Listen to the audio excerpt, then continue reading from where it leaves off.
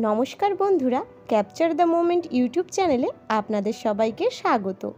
আজকে আমি আপনাদের সাথে শেয়ার করব আম তেলের রেসিপি। আম তেল বানানোর জন্য প্রথমে গাছ থেকে টাটকা কাঁচা আম পেড়ে ভালোভাবে ধুয়ে নিলাম। আমগুলোকে কাটার আগেই ভালোভাবে ধুয়ে নিতে হবে, কাটার পরে আর ধোয়ার কোনো প্রয়োজন নেই। এবার আমি আমের বীজ ছাড়িয়ে খোসা সহই এটাকে টুকরো টুকরো করে কেটে নিচ্ছি। আমের টুকরোগুলো মোটামুটি একই সাইজের রাখার চেষ্টা করবেন, এতে দেখতে সুন্দর লাগে। আম দুটো কেটে নিয়ে এরপর আমি এর মধ্যে দিয়ে দিলাম হাফ চামচ হলুদ গুঁড়ো,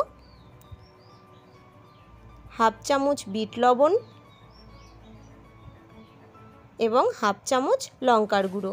এখানে আমি সাধারণ লঙ্কার গুঁড়োই ব্যবহার করেছি। এবার আমি ভালোভাবে এগুলোকে মিশিয়ে রোদে শুকাতে দেব, যাতে আমের লেগে থাকা জলগুলো শুকিয়ে যায়। কড়া রোদে 1 থেকে 1.5 দিন রোদে দিলেই আমের সমস্ত জল শুকিয়ে যাবে। এবার আমি আম তেলের জন্য মশলা তৈরি করব। এই মশলাগুলো আপনারা চাইলে হালকা আঁচে রোস্ট করে নিতে পারেন, আবার রোদে কড়া করে শুকিয়েও নিতে পারেন। মশলার জন্য আমি নিয়ে নিয়েছি কাশ্মীরি লঙ্কার গুঁড়ো, মেথি, মৌরি, ধনে, কালো জিরে, জোয়ান, রাই সর্ষে আর সাদা জিরে। এই সমস্ত মশলাগুলোকে একটা ফ্রাইং প্যানে হালকা একটু রোস্ট করে নিয়ে এগুলোকে গুঁড়ো করে নিয়েছি। মশলাগুলো একটু আধভাঙা করেই গুঁড়ো করতে হবে, একেবারে মিহি করার কোনো প্রয়োজন নেই। এদিকে 1 থেকে 1.5 দিন রোদে দেওয়ার পর আমের মধ্যে থাকা জলগুলো কিন্তু ভালোভাবে শুকিয়ে গেছে। আমটা বেশি শুকোনোর কোনো প্রয়োজন নেই। আম রোদে দেওয়ার মেন উদ্দেশ্য হলো এর মধ্যে থাকা জলগুলো শুকিয়ে নেওয়া। এরপরে আমি এই শুকনো আমে মশলাগুলো দিয়ে দিচ্ছি। মশলার পরিমাণটা তেলের পরিমাণ অনুযায়ী বুঝে শুনে দিতে হবে। ভালোভাবে মশলাটা মাখিয়ে আমি এর মধ্যে দিয়ে দিচ্ছি কাঁচা সর্ষের তেল। যেহেতু আমি আমাদের জমির চাষ করা সর্ষের তেল ব্যবহার করছি, এটা একদমই খাঁটি সর্ষের তেল, তাই আমি এটা কোনো রকম গরম করে দিচ্ছি না। আপনারা যদি বাজার থেকে কিনে আনা সর্ষের তেল ব্যবহার করে থাকেন, তবে একটু গরম করে তেলটা ব্যবহার করলেই ভালো হয়। গরম করার পরে তেলটা অবশ্যই ঠান্ডা করে নেবেন, তারপরে সেই তেলটা এই মশলা মাখা আমের সাথে দিয়ে দেবেন।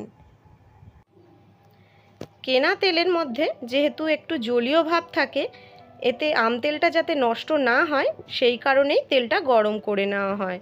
এটা যেহেতু আম তেল, এখানে কিন্তু তেলের পরিমাণ অনেকটাই বেশি দিতে হবে। আপনারা আপনাদের পরিমাণ মতো এখানে তেলটা ব্যবহার করবেন। এবার ভালোভাবে মিশিয়ে নিয়ে আমি এই আম তেলটাকে একটা কাচের পাত্রের মধ্যে ঢেলে নেব। আম তেল বানানোর জন্য প্লাস্টিকের জার অবশ্যই অ্যাভয়েড করবেন, চেষ্টা করবেন কাচের কোনো পাত্রে এটা রাখা। প্লাস্টিকের জার কিন্তু ক্ষতিকারক হয়। আমার কাছে যেহেতু ছোট কোনো জার নেই, তাই আমি এই বড় কাচের জারটার মধ্যেই আম তেলটা রাখছি। এই আম তেলটাকে আমি 3 থেকে 4 দিন ভালো মতো রোদে দেব, যতক্ষণ না পর্যন্ত এই আমগুলো সম্পূর্ণভাবে মজে যাচ্ছে। এরপর চাইলে আপনারা এর সাথে আবারও আম, মশলা এবং তেল এই একই প্রসেসে কিন্তু অ্যাড করতে পারেন। ঠিক মতো প্রসেসিং করতে পারলে এই আম তেল 2 বছর পর্যন্ত ব্যবহার করা যায়। তো বন্ধুরা, এইভাবে আম তেল বানিয়ে আপনারাও কিন্তু শীতকালে নানান মুখরোচক খাবারের সঙ্গে এটা সার্ভ করতে পারেন। তো আমার আজকের ভিডিওটি কেমন লাগলো অবশ্যই কমেন্ট করে জানাতে ভুলবেন না। এই ধরনের ভিডিও দেখার জন্য অবশ্যই চ্যানেলটি সাবস্ক্রাইব করে আমাদের পাশে থাকবেন।